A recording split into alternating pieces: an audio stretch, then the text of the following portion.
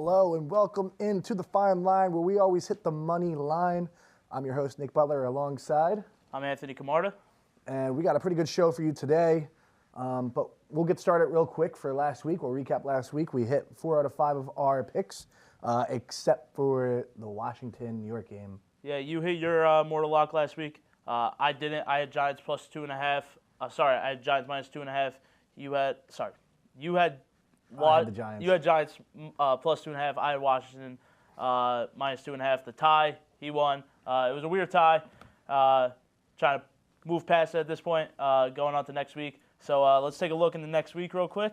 We got games on Thursday, Saturday, Sunday, and Monday this week. They added those Saturday games. There's 3 of them this week. We're going to talk about one of them. So, let's get into it. First game up, Thursday Night Football, divisional matchup.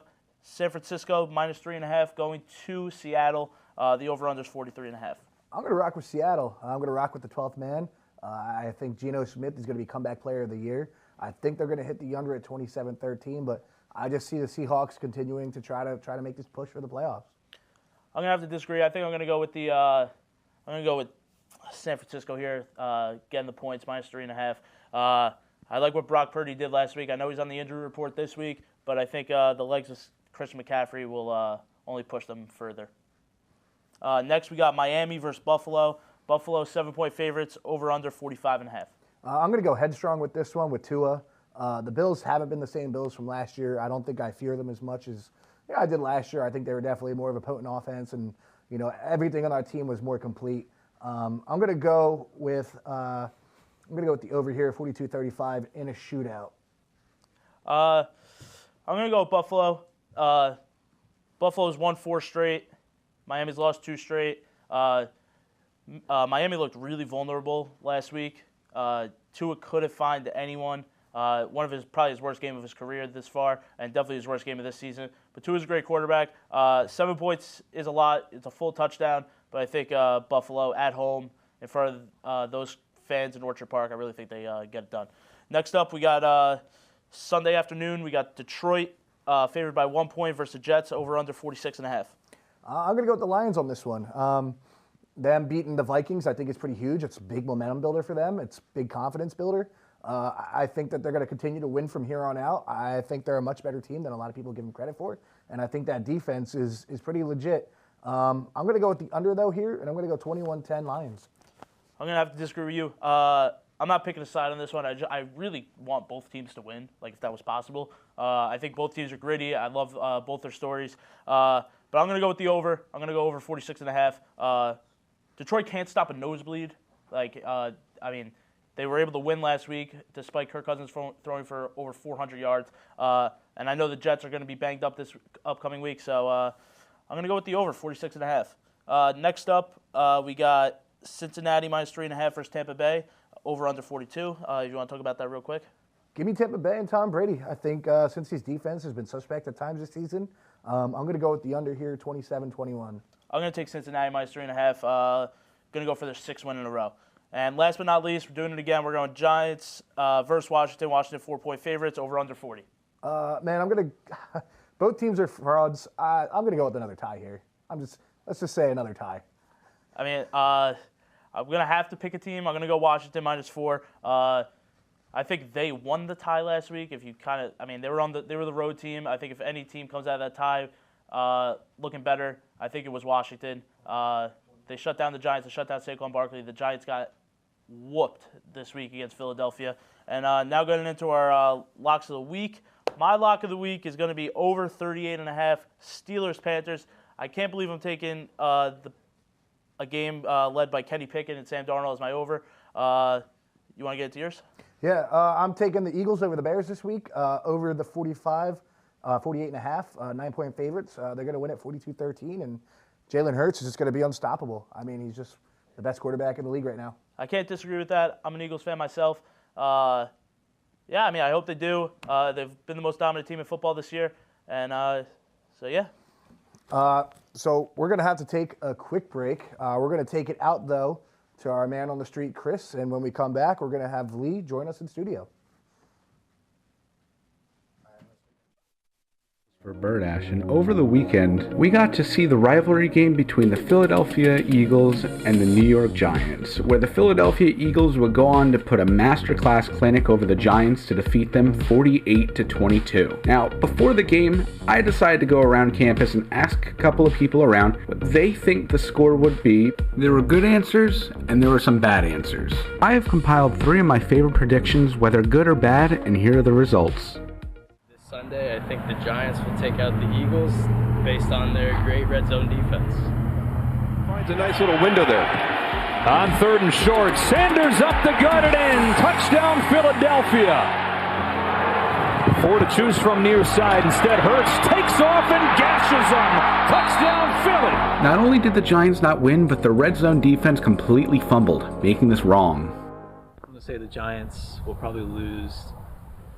Say, only going to get a touchdown and say, yeah, only going to get a touchdown. They're going to miss the extra point, and then the Eagles are going to win 14-6. Thing out.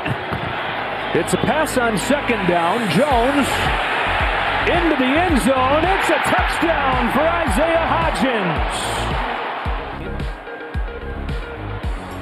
Extra point is good, and it's 21-7. While the correct winner was picked here, the no extra point along with the score were way off. However, we're willing to give the benefit of the doubt. Now, out of all the answers I did get, this one surprised me the most. I don't know much about football, but I think the Eagles are going to take it 21-15. Yeah, and he's got him at 12-1. Out of all the wild answers I got on campus, the wildest and most uneducated one managed to be the one to take the cake. My name is Christopher Birdash. Back to you. All right, guys, and now we're joined by Lee Kotzen, the Rowan Television Network sports producer. And Lee, just tell us a little bit about yourself. What are you into right now? What are you up to? What do you do here at Rowan Television Network? Sure thing. Thanks for having me, boys. So for Rowan Television Network, I'm the sports producer. So we do Rowan Club Sports, and we're in charge of streaming that and coordinating those productions. We work a lot with Rowan Athletics, helping with their productions using our equipment and our students, our general members, to do that. It's been a lot of fun. I've been learning a lot, and yeah, it's a good time. What made you want to get into this? Why is it something that you had a passion for? Why did you come to Rowan in the first place? Well, I came to Rowan basically because I didn't want to get shot at Temple. Respect. Rowan's been absolutely fantastic. The internships have been very helpful in just meeting people and getting experience and being able to do a lot of cool things. Right now, RTN's gearing up for our basketball shoots because that's what's in season now. We did all the football games. We did a couple field hockey games. We got to do the field hockey NJAC championship, which was a phenomenal game. I love that team. Love being with the girls. They're really fun, and the game itself was great too. So since we are a gambling show, I got to ask you: are you familiar with sports gambling? Do you ever partake? Yeah, I have an account on DraftKings, but I can stop anytime I want. Yeah. Real quick, what the hell is that horrible green Mets jersey? I don't know. I don't know who brought. We don't as a Phillies acknowledge it. and Yankees That's fan, pretty bad. See, even Jordan's retired because yeah, it's Jordan so just bad. fell off too. That's crazy. Real quick, do you think sports gambling it kind of has like an elephant in the room feel to it right now, especially in college sports? Do you ever think that especially as a sports producer, that it could be talked about on college campus? Well, I think sports betting as a whole has really kind of changed the landscape of how sports are covered and talked about. It really helps you become more entranced in the game. It's a more immersive experience. I feel like for some people can't just sit and watch the game. They're not that vested in a team. They need that added factor to keep them engaged, and a lot of the time that's money. And I think it's going to start kind of making its way onto college campuses, especially now with the name, image, likeness deals. There's a little bit less of a fear factor, I think, that goes into it, because in the past it had a lot to do with can these kids get paid? How does that affect their eligibility? But now, because they can make money, I think it'll start to transpire. Thank you, Lee. I can't thank you enough. Thank you for taking time out of your day to talk to us. I wish you luck, and good luck with everything else. Thank you very much. Thank you for having me. Go Birds. Go Birds.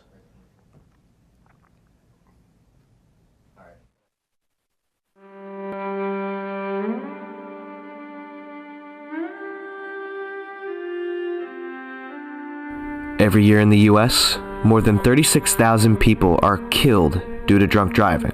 That's about 98 people a day, and realistically, it could happen to anyone. If you see someone you know who has been drinking and is about to get behind the wheel, stop them immediately.